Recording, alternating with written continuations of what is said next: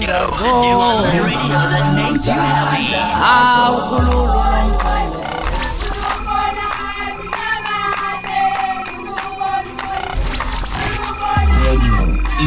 Inkezo.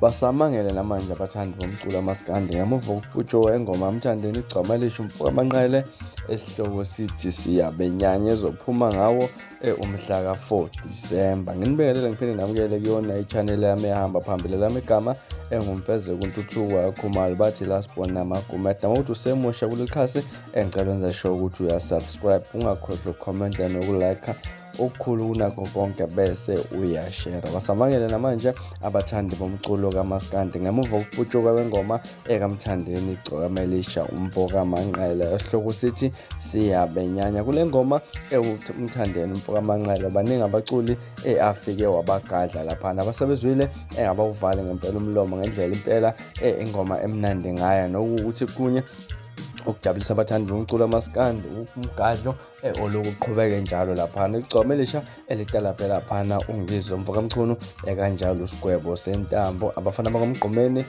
kanjalo lapha nensizwa yakubo kwamjikijelo lapha Bhekihonga. Kule ngoma ihloko sithi siyabenyanya ugcoma elisha uzwakala lapha engumsakazi lapha ekhuluma ephendula ingcingo lapha kubantu abasuke bafona usho ukuthi kupho ngomuntu omnyanyayo lapha ugcoma elisha ubese litalabha ke lapha bona uKhuzani kanjalo lapha no Sgwebo sentambo kanjalo noNgizwe umfoka mcuni baningi kakhulu futhi abaculi elithe ukuba litalabha igcoma elisha. Mawuthi mhlawumbe kwayizwa le ngoma lena ukuzama ukuvakashela amanye ama-channel lapha abaseyifakile le ngoma lena uzizwele ukuthi kuthiwani kule ngoma lena. Nganza kwethu bekuyilona udaba bengiphathele lona ngifuna udluliso wakho ukuphawula mayelana nokuputshwa kwale ngoma lena kusithi igcoma elisha ezophuma ngawo uDecember lapha kuyo lo nyaka. Nganza kwethu nibe nosuku olumnandi nisale kahle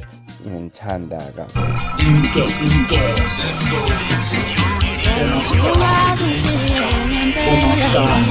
yabareulakele umuntu umemezayo umemeze ngathi uyakhala uyalila ukuthi igula likajama lichithekile